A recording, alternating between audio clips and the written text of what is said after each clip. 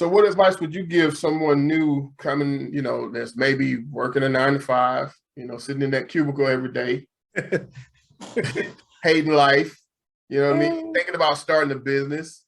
What type of business would you advise them to start? And what words of encouragement would you give them? Don't go into something that you don't know anything, that you have no understanding of. Because when you go into business, people will ask questions. You understand? Mm-hmm. So anyone working a 9 to 5, and I always say this, use your 9 to 5 to fund your 5 to 9. Whatever you're doing on the job right now, and if you have the passion for it, yeah, go start a side business and see how you can make some money, how you can start the business in using your experience. Your experience matters. Welcome back to Boss Talk with Terry podcast. And tonight I got my man, K Business, from the K Business podcast, the first person to interview yours truly on his podcast. Yes. So they say turnabout is fair play. Mm-hmm. And we gonna chop it up tonight just like we did on his. Mm-hmm. K Business. What's going on, brother? Not much. How you doing, man? I'm so glad to be on your podcast. I appreciate the invite. And I see you're doing great things. I actually learn a lot from you you've been 20 years in business. There's a lot I can learn from you. So when I got your email and you were like, hey, Kay, I need you on my podcast, I'm not going to say no. I got to clear my schedules for Mr. Terry. Absolutely. I appreciate that, brother. Yes, sir. I appreciate it. Well, I tell you what, you can learn from me in business, mostly what not to do. I can teach a whole lot of that. For sure. Yes, sir. So yes, sir. I'm gonna start the way I start with pretty much everybody. Where did you grow up? What was that like? How was growing up? What was that environment like? Wow. I was born in the UK, the United Kingdom. Cool. Yeah. And I moved here to the United States when I was just 14 with my brothers and my mom, and lived in Baltimore. I actually live in Baltimore, Maryland. And I grew up in Baltimore, went to school, high school, college, worked for the state of Maryland. I worked in the foster care system, worked with children in foster care. So I'm married, I got 3 kids, but I've lived in Baltimore for a while. So I love working in the community. I love helping people out. So before I started my podcast, I was just a regular guy, looking for a way to make money, because a lot of doors were shut in my face. And being a married man, newly married man, I was like, okay, what's the next step? What's out there that I can do that I can call my own? The podcast came later, way came later. I started my business before I started the podcast, but the reason why I even started the podcast was to give back to folks who are still learning how to become an entrepreneur or how to start their own business. But before then, I was always the person that I would say I was in the community. I love helping people. So I got it from my job. So that's how I had the idea to even start my own business. So that's pretty much about me, just a regular guy, I can get along with anybody. Okay. What part of the UK were you born? I was born in England, London. Okay. London, England. Yes. Yeah. I grew up in London, England. Then we just decided to relocate to America. We have family members here. So I've been here since. Oddly enough, I can really hear the Baltimore accent. Once you said that you were born in the UK, I can hear that too. That's weird. Yeah. I can hear a little bit of that. And you know what's funny, Mr. Terry? When I first moved from England and, mixing with a lot of, kids here in Baltimore, my accent had to change because I was trying to adjust. I was trying to fit in. Majority of my friends were, African Americans, and I was trying to fit in, so sometimes the British accent would come or my Baltimore accent will come out. I don't know which one. Because coming here as a kid is new to you when you've lived in the country for so long, and you have to understand the certain languages, the culture, and the food here in the United States. So it was a big culture change for me, you know. No doubt. So that's why you can hear both. You might hear both sometimes. Yeah. Yeah, that's crazy. I Yes, remember sir. this kid when I was growing up. This kid named what was his kid's name? His name was on the top of my mind before I said it. But anyway, this kid, he was from Baltimore, and he would come Okay. down with his grandparents for the summer. And I thought he was from another country. I mean, that accent I had never heard anything like that. You know, I'm just being born and raised in Atlanta, Georgia, in the South. You know, I didn't meet many people with accents, you know, those Like northern Baltimore. accents. Yeah. Yeah, especially a Baltimore accent, because he was like, Yeah.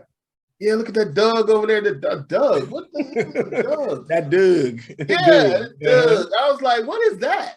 It's like, It's a no, dog. Doug over there. I'm like, That's a dog. yeah, you know what I mean? Eventually I caught on. I'm like, bro, that's a dog. So you say you got your wife and kids, and you said what? Yes. You had 3 kids? Correct. How long you been married? It will be my 8th year this month, actually. Yeah, that 15th year is gonna be interesting. I mean, the only thing you can do, Mr. Terry, is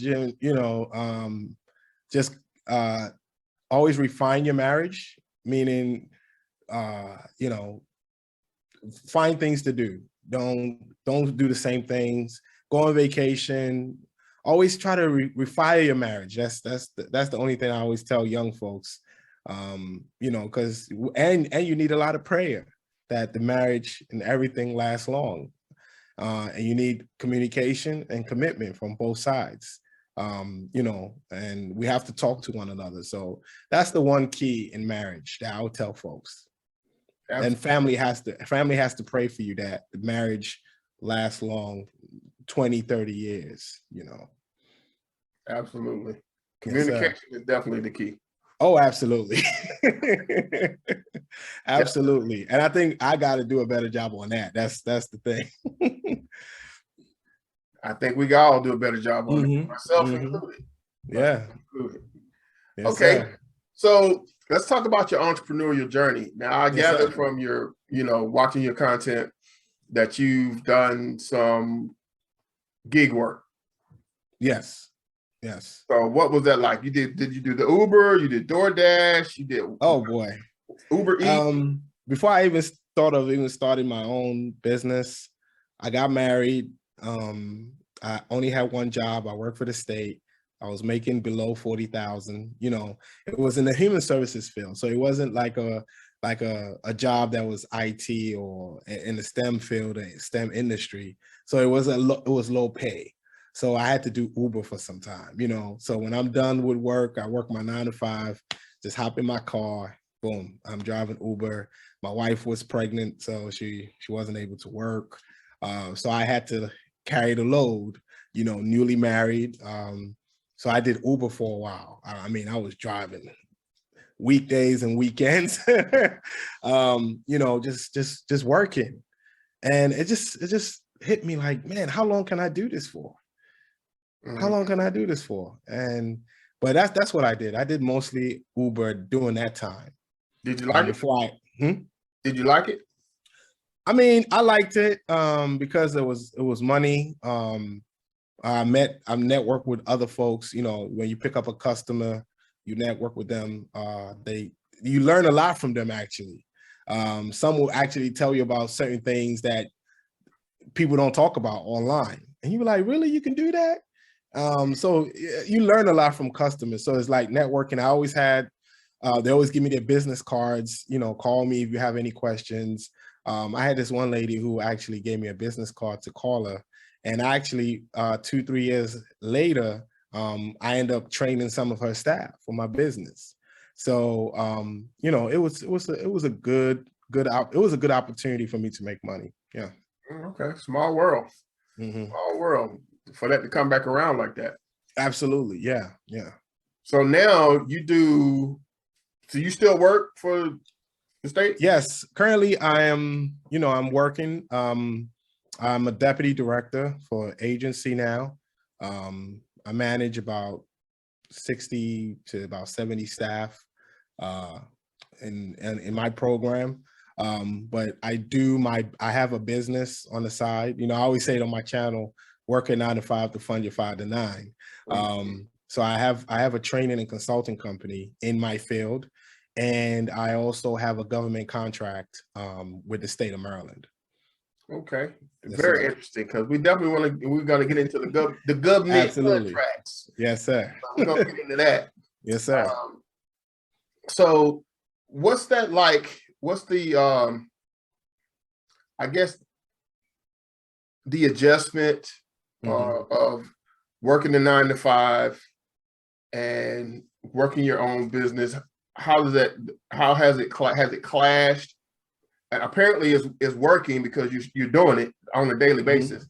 Yes. So how do you navigate that to make that work? Okay, I'm gonna take you all the way back to 2017, so you can better understand. When I started in 2017, I started on the weekends. I was doing it on Saturdays, and then I started to get this idea because a lot of companies will call me and say, "Hey, we don't want to pay overtime for our staff on Saturdays. Is it possible you come on during the week?" And I was traveling out during the week, and I worked from home. Then I wasn't a deputy director or assistant director. I worked from home. I just had a regular entry-level job, and I worked from home. I work remotely. So I was able to,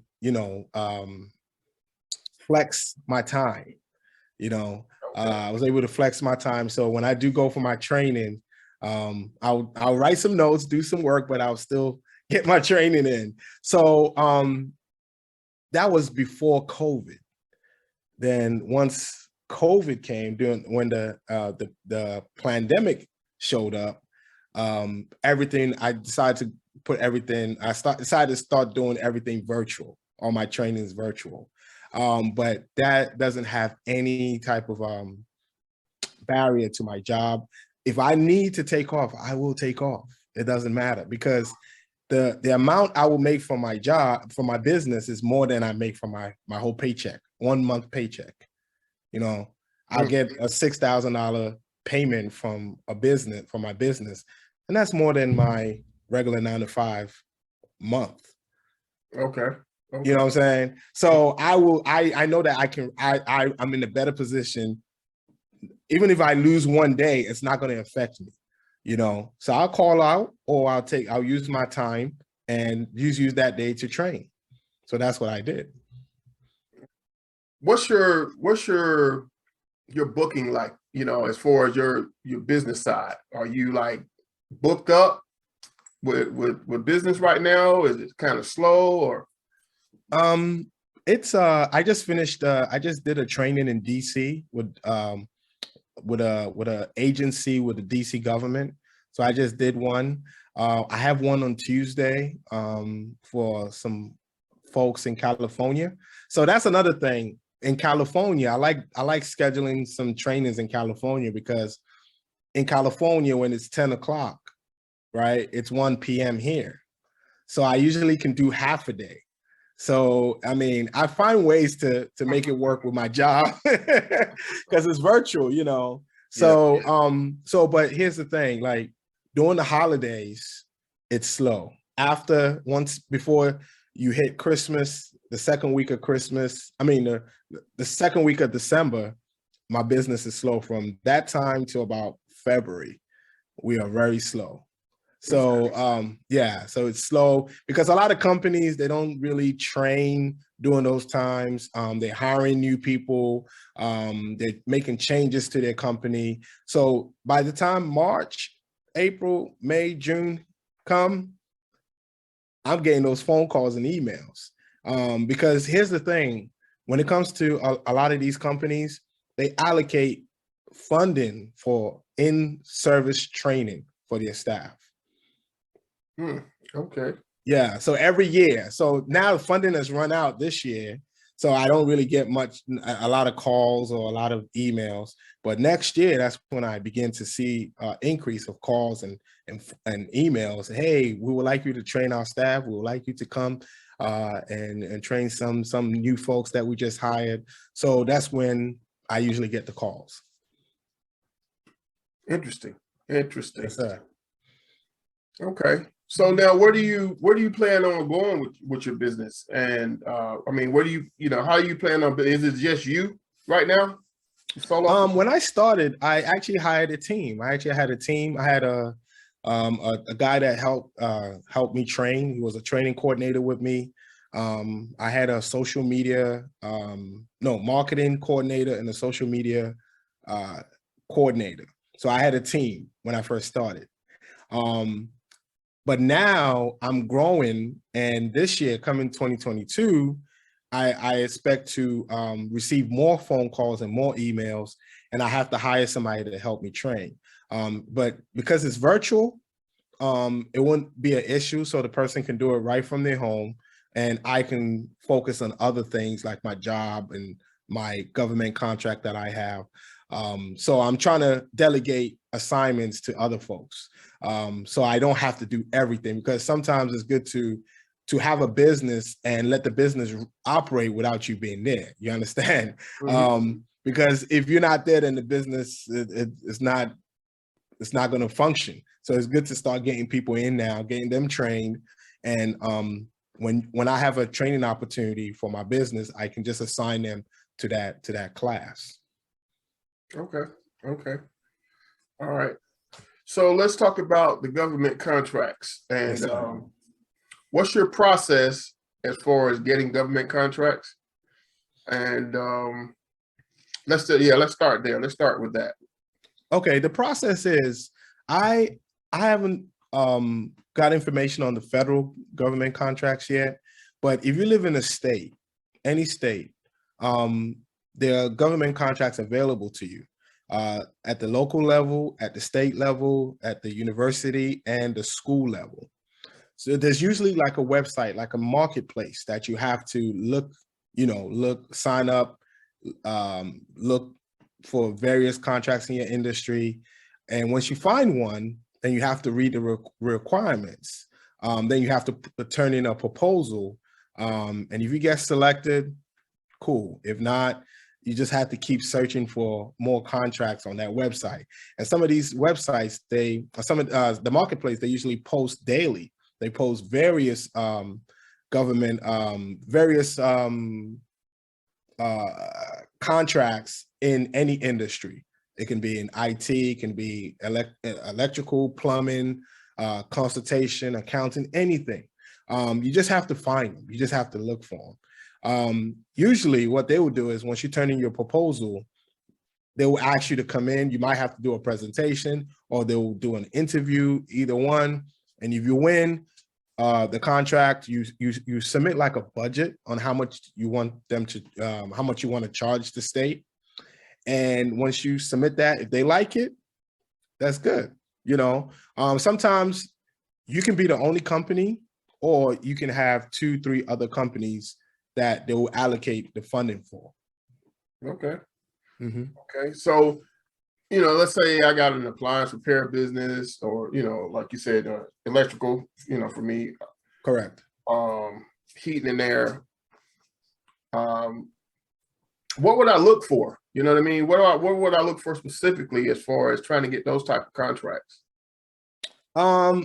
You have to look, well, like for electrical, you have to look at what they need. You have to, they can say, we're looking for an electrician to come to maybe a university to fix some electrical work. You have to look at the requirements. Sometimes they might say they need an independent contractor, or they'll just need a company, right? So if you're a company, they need you to be registered with the state, make sure that you are in good standing with the state. You have insurance, you certified, they want to see your qualifications. So when you turn in the proposal, they might ask you to submit various documentation along with the proposal. Maybe the business license, your electrical license, whatever that you have, they want to see you submit. Sometimes they'll also ask you to submit, like, what's it called? References, people that you've worked with in the past, so you have to put that on the proposal as well. So those are the things that will go, but every state does it different. Some states will require you to have get a DUNS number before you can actually apply for the government contract. So, but every state has their own requirements. So you just have to read. And some of these solicitations, some of them are 20, 30 pages long. Yeah. So, Okay. So what advice would you give someone new coming, that's maybe working a 9 to 5, sitting in that cubicle every day, hating life, thinking about starting a business? What would you, first of all, what type of business would you advise them to start? And what words of encouragement would you give them? And you know what, Mr. Terry, I think the best advice I'll give to anyone is your experience. You have to have experience in that industry. Don't go into something that you don't know anything, that you have no understanding of. Because when you go into business, people will ask questions. You understand? So anyone working a 9 to 5, and I always say this, use your 9 to 5 to fund your 5 to 9. Whatever you're doing on the job right now, and if you have the passion for it, yeah, go start a side business and see how you can make some money, how you can start the business in using your experience. Your experience matters, because when I was doing the training on Friday, I'm using past experiences in my job doing the training, and people can see that, okay, this guy has the experience. He's been in this field for 10 years, so he knows what he's talking about. So you got to also have to have that experience. That's number one. Number two, you got to know business. You got to learn how to run a company. You got to have the paperwork, because a lot of people think, oh, I'm just going to start a business, blah, blah, blah. No, make sure you have the right paperwork, your business license, get a business bank account, get insurance for your business. There's so many things that you can do. Make sure you have all these things completed. Okay, because some people they get the door shut in front of their face because the business is not registered with the state. They don't have an EIN number. They don't have a business bank account. So, and all these stuff is needed when you apply for a government contract. Especially when you have to invoice a customer or a company. You don't have all these things in place. Make sure you have all these things in place before you start a business. Learn. Go on YouTube. Let's talk about how you got to the point of starting the podcast. What made you want to do a podcast and all that thing and all that kind of stuff, and to get it to where it is now. I just wanted to and here's the thing. When I was still working with the state, I try to get a training job, right? I try to get a training job with this unit in my agency, and they shut the door on me. Like, no. The first time. The second time I applied again, they said no. The third time I applied again, it's like, no, thank you. Then I saw an opportunity to apply for the quality assurance position. I applied. They say no. And I'm like, man, I'm applying to all these specialized positions in this job and nobody's giving me an opportunity. So I created my own training company, and I've seen success. So I'm like, wow, if I can do this, somebody else out there can do it. You know what I'm saying? So that's why I decided to start my own YouTube channel to talk about business, how you can start, how you can register your business, how you can open your bank account, how you can apply for a DUNS number, how you can sell on social media, all types of things that a person who is having a hard time at work, who is not getting a lot of opportunities at their job, they've been at their job for 10, 20 years and they're not going anywhere, you can use that skill set and apply it to your business and make some money that way. And that's the same journey I took. All I had to do was just come up with the idea and just work on it and stay consistent every day. I mean, I'm working weekends on my computer, marketing, sharing on LinkedIn, sharing on Facebook, sharing on Instagram, all those social media platforms, Twitter, Craigslist, because I was trying to get my business out there. And since 2017, it hasn't stopped. I'm receiving calls, I'm receiving emails, I'm training classes of 12 to about 20 employees, government, nonprofit, private agencies. You know, I went to New Mexico to do a training with a agency, and majority of the employees were they were Native American. You know, I'm just creating more opportunities for myself. I don't want to beg anybody for a position. No, I'm gonna create their own position for myself. And I'll tell you a quick story, Mr. Terry. I used to share my training on Facebook. I joined a group that we have the same type of, we work in the same industry. I'll join a group, Facebook group, and I'll share my trainings there. And people will delete them. People will kick me out the group. People will send me nasty emails. And I said, you know what? I need to go open my own Facebook group. So I opened my own Facebook group. I work as a case manager, and I do case management training for my business. So I created a Facebook group called Case Manager Connections. And that group right now has about 1,600 people. And I use that Facebook group and I share my trainings in that Facebook group. So I don't have to share my trainings in other people's groups. I share it in my own group. And I'm getting new members every day. It is growing every day. So what I'm saying is sometimes you have to go out there and get it yourself when somebody shuts the door on you. Because somebody shuts the door on you, it's not over. You have the power, you have the ability to go out there and create your own. Absolutely. Yes. Yeah, if you got the skills and a little bit of initiative, and you know, my motto is the best time to start a business was 20 years ago. The second best time is right now. This is the best time. Yeah. Like, that's why there's a lot of problems with all these jobs.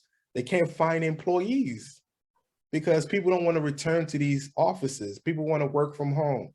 They want to have that flexible schedule. They're doing these side gigs like Uber, DoorDash, you know, so there's opportunities out here. Like, people just start a YouTube channel and they're making 20,000, 30,000 a month doing YouTube.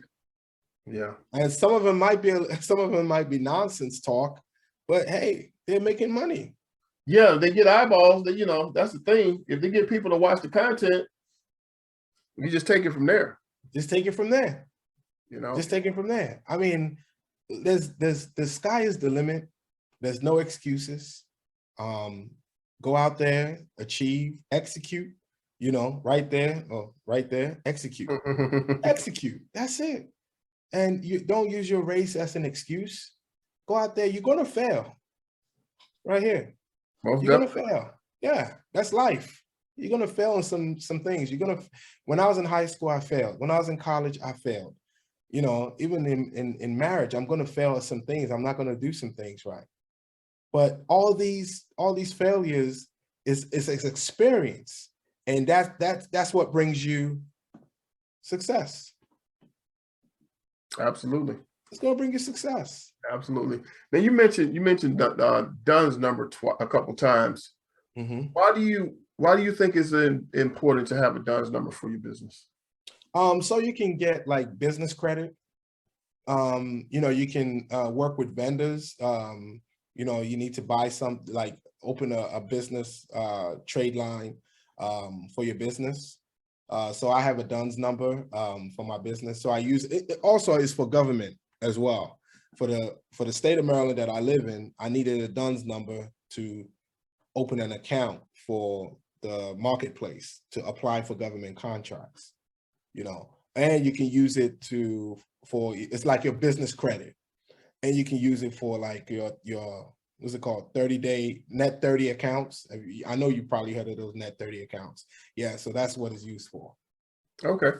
Yeah. Okay. Yeah, I'm familiar with it. I just, I didn't have to have a DUNS number when I initially got started. When I got my first government contract with the VA, I don't remember. I mean, it's not required all the time. It's not like they ask you to put it on the proposal, but when I was filling out for the state of Maryland, they wanted to see the DUNS number. They wanted me to put my DUNS number in there. So every state is different. That's for the state, but for the local governments, like when you go to the local government's website for procurement, just go to procurement and look for the available contracts. Some might not even ask you to put in a DUNS number, but you have DUNS number. To have a DUNS number is for your business credit. So let's say you want to do business with a vendor, they can check the business credit to see if you are a good business or not so good business. Yeah, because I've got an account with this company, with this electrical supplier years back, and of course they asked for a DUNS number, and got the account with no problem, still using them. So exactly. What would you? Let me ask this question. What do you see yourself, your business on the business side in the next 5 to 10 years? I'll be going into my 5th year this year, and my revenue from last year was this year was high. I made a lot of money profit this year, and next year my goal is to at least get $250,000. That's my goal. All my prices are going up, so and I'm going to hire a team this coming 2022. So a team will help me with social media and marketing, and I'll hire somebody that will help me train so I can do other things. But my goal next year is to make $250,000, and my goal in for 5 years is to increase my revenue each year. And also take it international, not just doing trainings in the United States. Go to a lot of undeveloped countries that need the training, in my area of human services. So, and I always tell folks, if you're going to start a business, take small steps. But when you get to a level after 5 years, now you have to start thinking big. Hey, there's Africa, there's Europe, there's other places that you can do business, international business. So that's my next step, to travel overseas to do some training as well. Okay. So how do you price your services? I do it per person. Okay. So if a company, hey, I have 12 staff to be trained, I already have a price. The way I was doing it when I first started, maybe around my 2nd year or 3rd year, I was doing it by location. So my New York, if I was to do a training in New York, is like $100, $125. But if I was to fly out to California, I'll do like $400. But then I decided, I was like, you know what? Everything is going to be the same price. It doesn't matter where you are. Even if you're right next door, you're going to pay the $400. But here's the thing I tell people, Mr. Terry, show your work. Show your work. Get a website. A lot of people want to use Instagram only. No, get a website. Take pictures. If you have a cleaning business, right? All the work that you do, take pictures of it and put it on your website. Because here's the thing about the consumer mind. They would love to go to your website to see if you're legit or not legit. So what really helped me was most of the trainings I've done, I take pictures and post them on my website. So when you set your price, man, it's either they say yes or they say no. There it is. There it is. And yeah, I post a lot of pictures on social media. I got a bunch of pictures on my website. So exactly. Yeah, exactly. That's what people want to see. They want to see. And what I did was I put 2017, 2018, 2019. I don't have any for 2020 because of COVID, and any for 2021, but show your work. show your work. Don't be ashamed. When you become people, some people be like, I'm shy. I don't want people to make fun of me. Nah, man, put it out there. Put it out there, and just market that business, man. Marketing is the biggest, is the key, because if you don't market, you don't make any money, you don't really have a business. Exactly. So speaking of marketing, what type of marketing do you do to get leads in?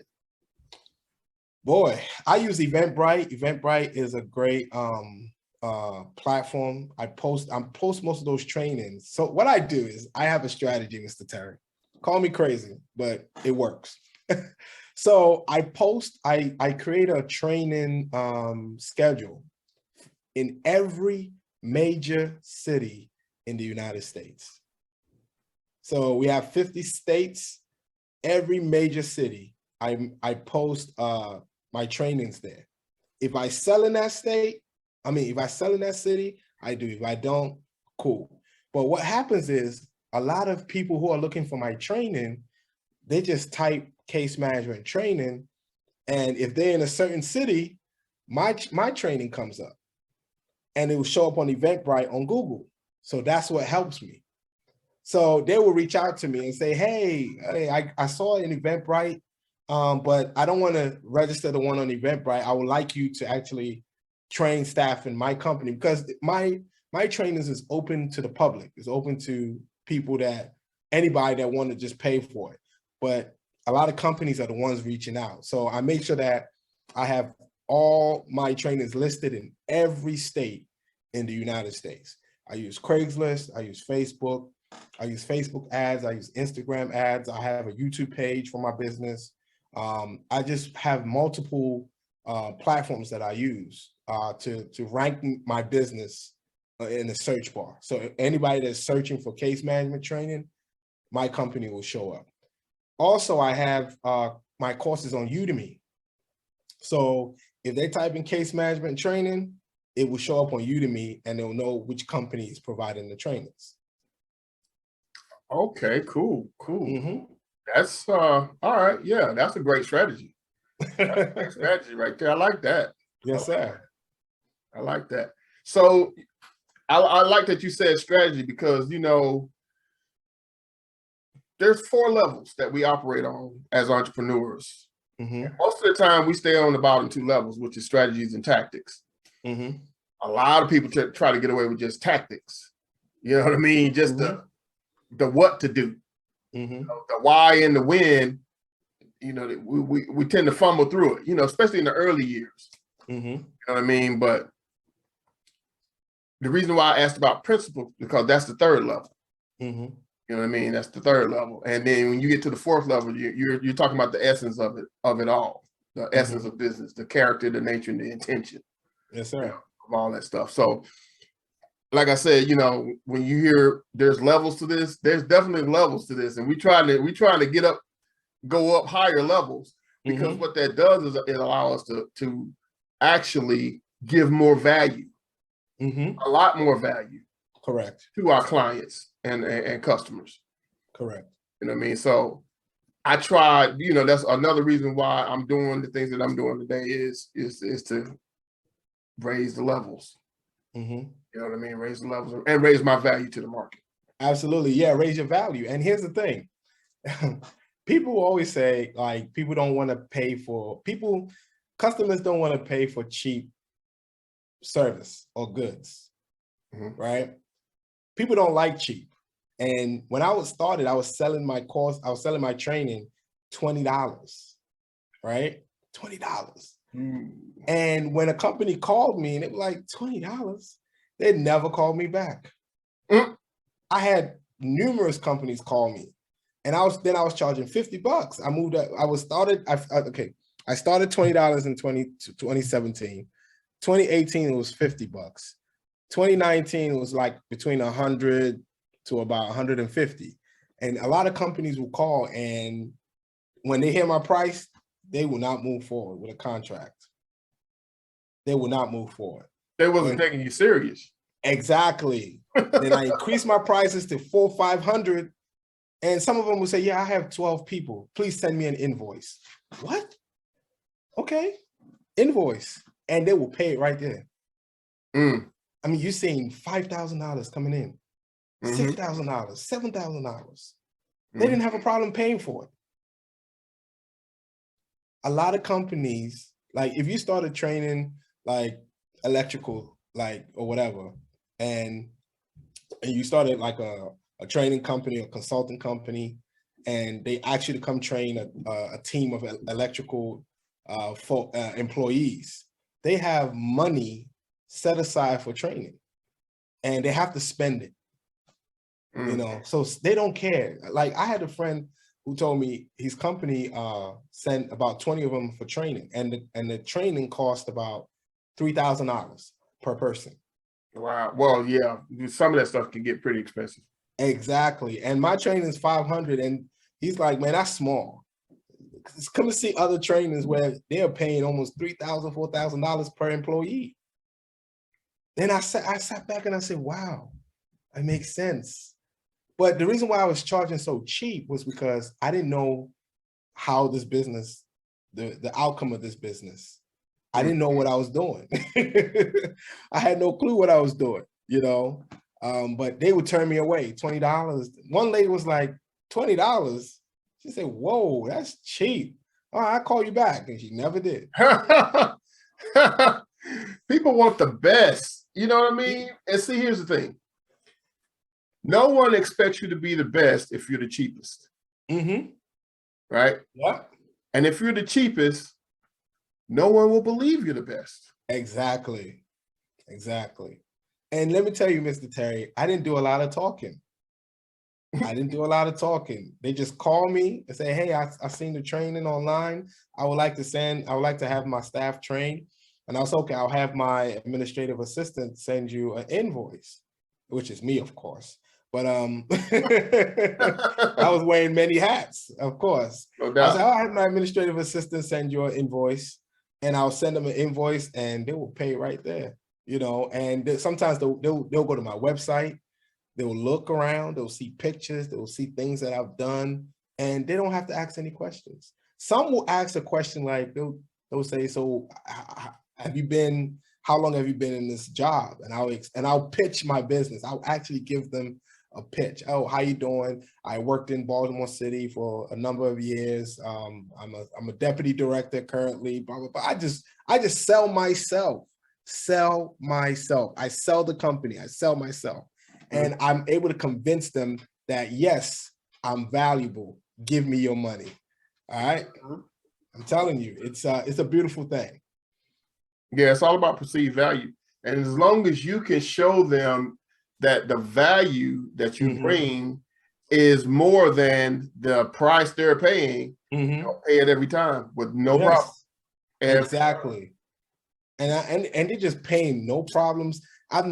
Since I've been doing this, I haven't had one company reach back to me and say, sir, we would like our money back. We don't think that we got any value. Never did. No lawsuits, nothing. No legal issues, nothing. And I'm grateful that none of that has happened. And also when I go, I'm professional. I wear a suit, you know, I do feedback forms. I give them feedback forms. They complete the feedback, and I keep those feedbacks, and I put it all together in a nice pie chart.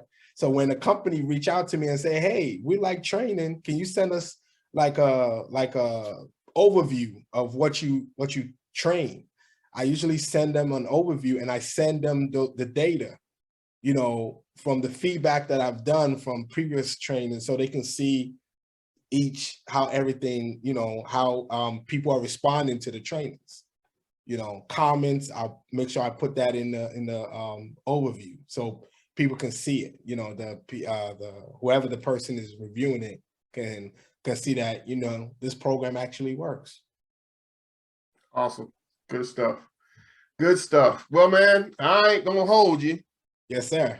We've been at it for a minute, and you know, it is Sunday night, so I know you want to wind down and, you know, spend the rest of what's left of the weekend with family? Yeah, actually, I got to interview somebody after this interview with you. See, there you go. There you go. Always getting it in, man. Always getting it in. I'm telling you, man. I'm telling you, Mr. Terry. Hey, there's no time to. I'm 40, so there's no time for me to sit back and relax and chill and watch movies. It's time to get to work. You know, I would like to retire and set something up for my children and my family. So now it's time for me to do the hard work, to keep working hard. You know, I want to leave my 9 to 5. I don't, you know, because when it comes to the 9 to 5s, when I'm a deputy director, I'm giving my suggestions, I'm giving my ideas, and whoever my CEO don't like those ideas. And I'm like, I'm trying to help your company grow, but I stopped doing that. I'm like, I'm not even going to bother. You want to run your company the way you want to run your company. But I want to leave a 9 to 5 because those ideas, I want to keep it within my company. You know, that's why I'm gonna say this before I get off. Sometimes when you go to work and they ask you for your ideas, oh, management is making some changes, but we would like to have your ideas. And everybody's giving their ideas. Your ideas is what they're using to improve the company. If you see a problem at your job and you think you have a solution, you should try to start a business and monetize that. When you have a solution, you have a business. Because I've seen a lady, we had an issue at the job. We were unable to track our data. She created an Excel sheet that was great. And I'm like, how long did it take you to do this? She's like, it took me a week. I said, do you know you can have somebody that can help you develop your own, what's it called, software? And you can sell it to companies having the same issue. Yeah. So a lot of us, that's the reason why these jobs are hiring college kids, new college kids, because they want their ideas. They want you to bring your ideas to the job to make the company better. All right. You can do that for yourself. You can do that for yourself. Keep your ideas to yourself. When you see solutions for a problem at your job, find out how you can monetize that. And if it works, it works. And if it don't, it don't. That's entrepreneurship in a nutshell, because entrepreneurs solve problems. Solve problems. For profit. Exactly. And the more problems we solve, the more profits we make. Exactly. Because I saw a problem. They were hiring college kids, right? They were hiring college kids to come to my job. Most of them didn't have the training. And I'm like, maybe I should create a training for college kids. However, it wasn't college kids that were reaching out. It was companies that were reaching out. And that's how I started. That's how my business is still going. Wow. It was created for college kids, because I noticed some of my coworkers that were working with me didn't have the skill set, didn't have the training. And I'm always joking. I'm like, you know what? I should start my own training in this field, create my own training course for this field for college kids. So when they graduate, they can take my training and understand the job better. But it wasn't college kids reaching out. It was companies reaching out to me. So you got a problem, you see a problem, you got a solution, you can make a business. There it is. Yes, sir. There it is. Any last words of inspiration that you like to leave us with? I'll just tell folks on your channel on Instagram. Just earlier today on Facebook, I seen somebody was saying, "Oh, I have a 9 to 5. I just quit. I started a new business. I've left my job 45 days." I'm gonna tell people, look, you have a 9 to 5. Hold on to your 9 to 5. All right. Don't quit your 9 to 5 because somebody tells you to start a business. No. Have your 9 to 5. Start your business on the side. Your 9 to 5 funds your 5 to 9. Because here's the thing: businesses do fail. All right, they fail every day of the week. Every day of the week. Okay, because when we see these people on Instagram, they're telling you, "Oh, get a business, become an entrepreneur." They don't tell you about the taxes, expenses, the operating costs, all these things that you have to do. You know, every year you have to file. You have to pay for your annual filings. You know, there's so much that goes into business. Your job is your funding for your business. Mhm. That's what your job is for. Don't quit your job, you know, because there are going to be days you're not going to make any money from your business. There are days I don't make money from my business. I have my slow days. So that's the advice I give to people. Your 9 to 5, hold on to it. But if your business is making so much money, then you have the choice to walk away. But hold on to your 9 to 5. It's a 5-year plan. Just know it's a 5-year plan to know what this business is, because you never know. Businesses fail. So Yeah, we recommend, well, I recommend about 6 months of expenses. mm-hmm. Walk away from your job.